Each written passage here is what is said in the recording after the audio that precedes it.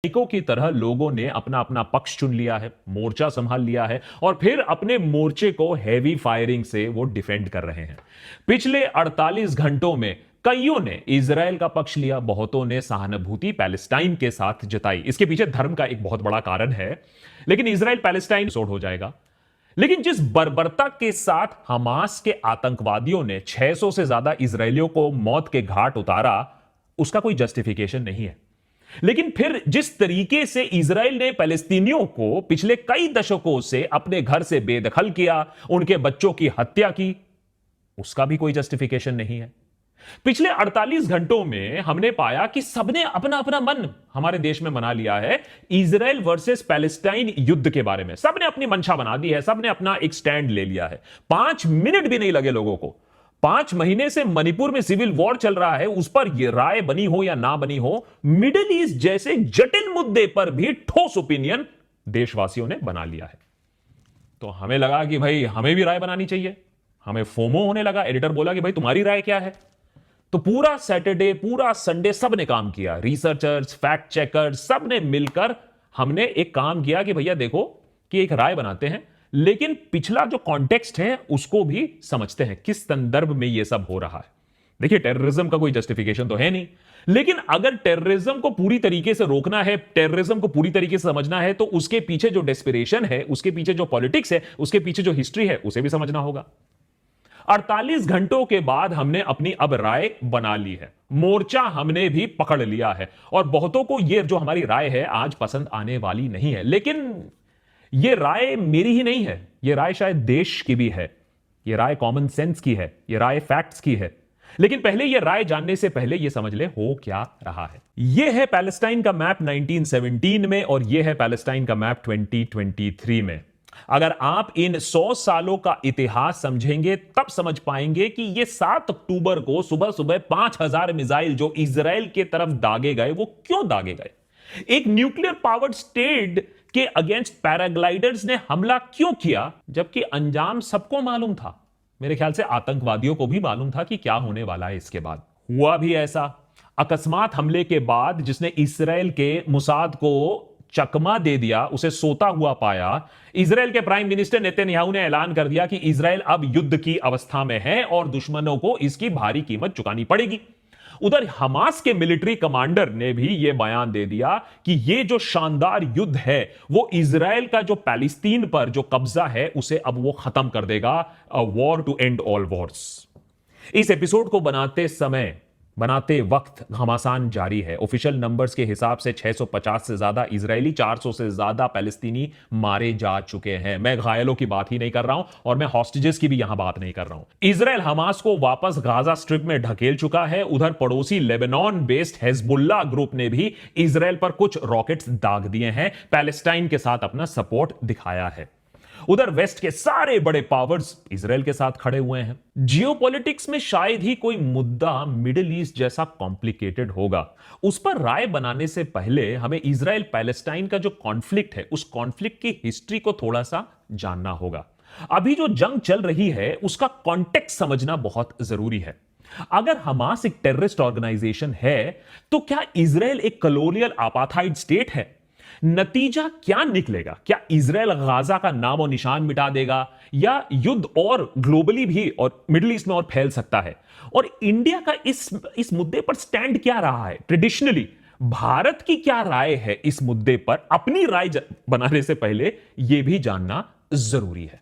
Palestine या फिलिस्तीन इस रीजन का नाम है। यह जमीन क्रिश्चियंस, मुस्लिम्स और जूस के लिए बहुत एक पवित्र भूमि मानी जाती है। 1500 से पैलेस्टाइन की जमीन ऑटोमन एम्पायर के कंट्रोल में रही है। ऑटोमन एम्पायर के तहत पैलेस्टाइन में मुस्लिम्स, जूस और क्रिश्चियंस रिलेटिवली शांति में रहते थे, मगर यूरोप में बहुत लंबे अरसे से जूस पर अलग अलग रीजन के वजह से काफी जुल्म ढाए जाते थे।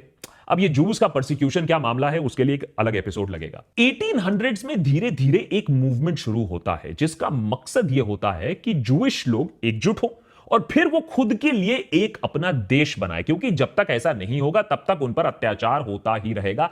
इस आइडियोलॉजी को जायनिज्म का नाम मिलता है। 1897 में स्विट्जरलैंड में पहला जायनिस्ट कांग्रेस ऑर्गेनाइज किया जाता है, जिसमें तय होता है कि होली होमलैंड बने जूइश पवित्र भूमि या पुण्य भूमि पैलेस्टाइन में बनाया जाएगा। कुछ जूइश लोगों ने ऑटोमन पैलेस्टाइन, जो कि ऑलरेडी ऑटोमन के अंदर था, ऑटोमन पैलेस्टाइन में माइग्रेट करना भी वो शुरू कर देते हैं, इस आशा में कि हमारी एक टाइम पर यहां देश हमारा बनेगा। 1914 में वर्ल्ड वॉर शुरू होता है, वर्ल्ड वॉर 1 शुरू होता है। यूके और फ्रांस ऑटोमन एम्पायर के खिलाफ लड़ रहे होते हैं। ऑटोमन एम्पायर को कमजोर करने के लिए ब्रिटिश और फ्रेंच सरकार अलग अलग अरब ग्रुप्स को एंटी ऑटोमन बगावत करने के लिए उकसाते हैं, उनको सपोर्ट करते हैं, उनको यह वादा देते हैं कि जंग के बाद, ऑटोमन एम्पायर के हार के बाद उन्हें आजादी मिलेगी, एक अरब देश को वो सपोर्ट करेंगे। ब्रिटेन और फ्रांस की जीत होती है, ऑटोमन्स की हार भी हो जाती है।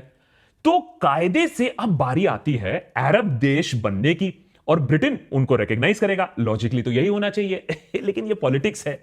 अंग्रेज लोग काफी धोखेबाज टाइप के इंसान होते हैं, आपको शायद मालूम होगा ये। 1916 में जंग के खत्म होने से पहले ही यूके और फ्रांस एक सीक्रेट अग्रीमेंट करते हैं, साइक्स पिको अग्रीमेंट, और प्लान किया जाता है कि जंग के बाद वो मिडिल ईस्ट को आपस में बांट लेंगे इंडिपेंडेंट अरब देश गया तेल लेने। जंग के दौरान इंग्लैंड को अमेरिकन जूइश कम्युनिटी की सपोर्ट की दरकार पड़ी। काफी इंफ्लुएंशियल, काफी पावरफुल कम्युनिटी है ये तब, ताकि ये अमेरिकन जूइश कम्युनिटी अमेरिका के ऊपर, माने अमेरिकन गवर्नमेंट के ऊपर पॉलिटिकल प्रेशर डाल पाए कि भाई यूके की मदद करिए वॉर में। और इंग्लैंड ने पैलेस्टाइन में एक जूइश नेशनल होम बनाने का प्रॉमिस कर डाला अपने बैल्फोर डिक्लेरेशन में। बेसिकली इंग्लैंड ने अरबों को और जूइश को दोनों को पैलेस्टाइन देने का प्रॉमिस कर डाला, माने खोसला का घोसला चल रहा है, यहां डबल बुकिंग कर डाला। पर जंग के बाद इंग्लैंड ने पैलेस्टाइन को अपने हाथ में लिया, उसको एक ब्रिटिश मैंडेट बना डाला। मगर इंग्लैंड ने जूइश नेशनल होम प्रॉमिस तो किया था, और इस वजह से और भी जूइश लोग पैलेस्टाइन आने लगे। अब पैलेस्टीनियन अरब्स को इस माइग्रेशन से ऑब्वियसली नाराजगी हुई, पर शुरू हो गया उसके बाद वर्ल्ड वॉर 2, और यूरोप में होता है हॉलोकास्ट, और जूस के खिलाफ एक कॉम्प्रिहेंसिव एथनिक क्लेंजिंग होती है। हिटलर ने वहां क्या किया था, जूस के खिलाफ क्या गेम खेला था, उस पर एक लंबा एपिसोड हमने बना के रखा है, वो देख लीजिएगा। इस हॉलोकास्ट के चलते जूइश लोग अपनी जान बचाकर पैलेस्टाइन आते हैं। माइग्रेशन रेट्स वहां स्पाइक कर जाती हैं। 1918 और 1947 के अगर आप मैप्स देखें तो समझ में आता है कि जूइश पॉपुलेशन 1918 में सिर्फ पैलेस्टाइन का 6% थी, वो बढ़कर 33% हो जाती है। वहां का पूरा डेमोग्राफी चेंज हो जाता है। इस माइग्रेशन के चलते पैलेस्टाइन के अरब पॉपुलेशन की नाराजगी काफी नेचुरल है, और वो थी भी।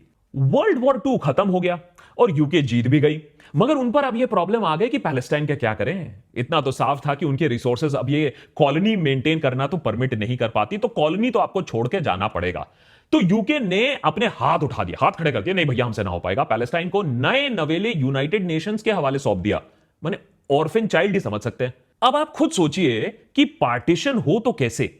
एक तरफ जूइश लोग हैं जिनके खिलाफ इतना बड़ा जेनोसाइड हुआ है, जो कह रहे हैं कि भाई उनको कोई एक देश तो चाहिए जहां वो अपनी जान बचाकर रह सकें। दूसरी तरफ पैलेस्टीनियन अरब्स हैं जो कह रहे हैं कि भाई पहले तो वर्ल्ड वॉर 1 के बाद हमसे धोखा हुआ, हमसे जमीन ले ली गई, उल्टा इस जमीन पर अब लोग बाहर से आ गए हैं। अंग्रेजों ने जूइश नेशनल होम घोषित कर दिया। हॉलोकास्ट फिलिस्तीनियों का थोड़ा ही ना था, अब किसी और का पाप आप हमारे मत्थे फोड़ रहे हो, हमारी जमीन पर कब्जा कर रहे हो, यह भी बात सही नहीं है। याद रखिए 1947 तक पैलेस्टाइन में जूस और अरब्स दोनों के साथ ही बहुत नाइंसाफी हुई है। 1947 में एक और देश के साथ बहुत ज्यादा नाइंसाफी हुई थी, अंग्रेजों ने की थी। खैर छोड़िए, उस पर एक लंबा एपिसोड बना के रखा है, वो देख लीजिएगा। यूएन की एक कमिटी बनती है और प्लान बनाया जाता है कि पैलेस्टाइन को 2 में डिवाइड किया जाएगा, एक 2 स्टेट सॉल्यूशन। एक देश बनेगा इजराइल यहूदियों के लिए, एक देश बनेगा पैलेस्टाइन अरब मुस्लिम्स के लिए। क्योंकि जेरूसलम सबके लिए इतना इंपॉर्टेंट है, तो उस शहर को यूएन के डायरेक्ट कंट्रोल में रखा जाएगा। अभी पक्ष की बात हुई थी ना, पक्ष विपक्ष साइड लेने की बात हुई थी, तो उस समय यूएन में इंडिया ने इस 2 स्टेट सॉल्यूशन के खिलाफ वोट किया था। 1947 में इंडिया एक 1 स्टेट फेडरल सिस्टम चाहती थी उस समय पर। अभी इंडिया का स्टैंड कैसे चेंज होता है उस पर आते हैं। अभी तक आपका पक्ष क्या है, कमेंट्स में लिखकर बताइएगा, या फिर मत बताइए, क्योंकि अभी पक्ष आपका बदल भी सकता है, क्योंकि हमारे देश का पक्ष बदला है। पैलेस्टीनियन अरब्स और दूसरे अरब देशों को यह पार्टीशन प्लान उस समय बिल्कुल नामंजूर था।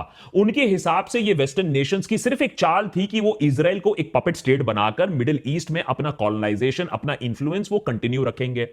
उनको घोर आपत्ति थी इस बात पर कि 55% ऑफ हिस्टोरिकल पैलेस्टाइन को इजराइल के स्टेट के हवाले कर दिया गया है अंडर दिस प्लान। नवंबर 1929 1947 को यूएन में पार्टीशन प्लान पास होता है और उसके एक ही दिन बाद नवंबर 30 को पैलेस्टाइन में जंग छिड़ जाती है पैलेस्टीनियन अरब मिलिशिया और जूइश मिलिशिया के बीच में। जूइश मिलिशियाज बेटर ट्रेंड होते हैं, बेटर आर्म्ड होते हैं, उनके पीछे बेटर सपोर्ट होता है, खूंखार जंग होती है, लेकिन अपर हैंड उनका ही होता है। 14 मई 1948 को इजराइल अपने आप को एक इंडिपेंडेंट देश घोषित करती है और उस दिन अरब देश उनके खिलाफ जंग का ऐलान कर देते हैं। मगर सरप्राइजिंगली इजराइल इन सभी अरब देशों को टक्कर देती है और उनको हरा देती है। यूएन पार्टीशन प्लान के 55% को सीधा 78% एरिया अपने कंट्रोल में कर लेती है। मैंने आपदा में उन लोग ने देखा अवसर और लैंड हथिया लिया। कुल 7 लाख पैलेस्टीनियन अरब्स इस जंग के दौरान अपने घरों से डिस्प्लेस होते हैं, बेघर हो जाते हैं। इसे फिलिस्तीनी नख्बा या कैटास्ट्रोफी नाम से याद करते हैं। तो ये उनके साइकोलॉजी में एक बहुत डीप इंपैक्ट करता है। यही जंग, यही डिस्प्लेसमेंट बुनियाद बनती है इजराइल पैलेस्टाइन कॉन्फ्लिक्ट की, जो हम आज देख रहे हैं अनफोल्ड होते हुए। इस कॉन्फ्लिक्ट की नींव रखने की जिम्मेदारी इन्हीं वेस्टर्न नेशंस पर पड़ती है, जिन्होंने कॉलोनियलिज्म, हॉलोकास्ट और न जाने कितने सारे अत्याचार किए, जिन्होंने झूठे प्रोमिसेस किए, डिवाइड एंड रूल किया और जल्दी में एक पार्टीशन प्लान इंप्लीमेंट करने की कोशिश की, अपने हाथ धो डाले। यह बात इंडिया बहुत अच्छी तरीके से समझता है कि इसके रैमिफिकेशंस कैसे चलते हैं आने वाले सालों में। इजराइल और अरब देशों के बीच में टेंशन्स जारी रहते हैं। 1956 में इजिप्ट ने सुएज कैनाल, जो फ्रेंच और ब्रिटिश कंट्रोल में था, उसको नेशनलाइज कर दिया और इजराइल को कैनाल यूज करने से ब्लॉक कर दिया। यूके, फ्रांस और इजराइल ने इजिप्ट पर हमला किया और काफी लैंड भी वहां का कैप्चर कर लिया, बट इंटरनेशनल प्रेशर था तो उसके बाद उन्होंने अपने ट्रूप्स तो विड्रॉ कर लिए। लेकिन इस वॉर से यह बात साफ हो गई कि मिडिल ईस्ट में अपने इंटरेस्ट को मेंटेन करने के लिए वेस्टर्न पावर्स इजराइल को सपोर्ट करेगी जब भी जरूरत पड़ेगी। 1967 में थर्ड अरब इजराइल वॉर होता है, 1973 में फोर्थ अरब इजराइल वॉर होता है। दोनों में ही अरब देश इजराइल को हराने में नाकाम रहते हैं और इजराइल उल्टा Gaza, West Bank, Sinai and Golan Heights को भी कैप्चर कर लेता है, उस पर भी कब्जा कर लेता है और भी ज्यादा एरिया अपने अंडर ले आता है। 1978 में इजिप्ट और इजराइल के रिलेशंस थोड़े नॉर्मलाइज होने लगते हैं। बेसिकली इतनी बार हार खाने के बाद अरब देशों को भी यह समझ में आने लगता है कि अब इजराइल को जंग में हराना तो बहुत ही मुश्किल है, तो रिलेशंस नॉर्मलाइज करके डिप्लोमेटिक चैनल्स का इस्तेमाल किया जाए, यही बेस्ट ऑप्शन है। इसके चलते 1982 में इजराइल काफी ऑक्यूपाइड टेरिटरी से विड्रॉ भी करता है, मगर अभी भी काफी सारे पैलेस्टीनियन एरियाज इजराइल ऑक्यूपेशन के अंडर रहते हैं। इन वॉर्स में सबसे ज्यादा नुकसान इजिप्ट या इजराइल का नहीं बल्कि पैलेस्टीनी लोगों का हुआ। 1967 के जंग में 5 लाख पैलेस्टीनियन लोग रेफ्यूजी बनते हैं। पैलेस्टाइन लोगों का नेतृत्व करने के लिए अलग अलग ऑर्गेनाइजेशंस बनाई जाती हैं। 1964 में उनका एक अम्ब्रेला ऑर्गेनाइजेशन बनता है, PLO, पैलेस्टाइन लिबरेशन ऑर्गेनाइजेशन। 1974 तक यूएन PLO को रिकॉग्नाइज करती है पैलेस्टीनियन लोगों का रिप्रेजेंटेटिव के तौर पर, और इंडिया भी PLO को रिकॉग्नाइज करती है। मगर कुछ पैलेस्टीनियन ग्रुप्स का यह कहना है कि PLO तो ज्यादा ही मॉडरेट है, बहुत ही सॉफ्ट है। तो 1987 में एक और ऑर्गेनाइजेशन बनती है, बहुत इंपॉर्टेंट पार्ट है, याद रखिएगा। 1987 में बनती है एक मिलिटेंट ऑर्गेनाइजेशन हमास। हमास का एजेंडा सिंपल है, पूरे हिस्टोरिकल पैलेस्टाइन को इजराइल कंट्रोल से मुक्त करो और उसकी जगह एक इस्लामिक स्टेट बनाओ। 1982 में पड़ोसी लेबनान ने भी एक मिलिटेंट ऑर्गेनाइजेशन उभरती है। इजराइल मिलिट्री इन्वेजन के रिस्पांस में यह ऑर्गेनाइजेशन खुद को हिजबुल्लाह बुलाती है और यही हमास और यही हिजबुल्लाह आज इजराइल पर अटैक करने की कोशिश कर रही है।